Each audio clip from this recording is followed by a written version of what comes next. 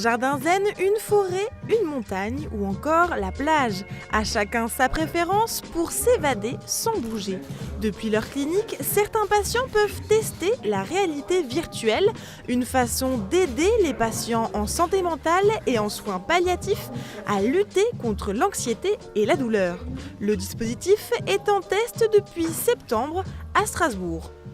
On va utiliser un casque de réalité virtuelle qui permet d'avoir une immersion à 360 degrés, avec également une immersion sonore via un casque audio. Et le patient va être ainsi transporté selon ses préférences dans un environnement 3D que nous avons optimisé avec des principes psychologiques avancés pour le relaxer ou détourner son attention de la douleur. Accompagnées de musique et d'exercices de relaxation, les séances de réalité virtuelle offrent une alternative aux médicaments. Ce qui nous intéresse, c'est la relation avec le patient. Et c'est un support supplémentaire d'échange entre le patient et son praticien et le médecin qui l'accompagne. Plutôt que de la médication, on va tester d'autres dispositifs pour lutter contre la douleur et l'anxiété. Les patients, 2 à 3 séances par semaine d'une quinzaine de minutes chacune.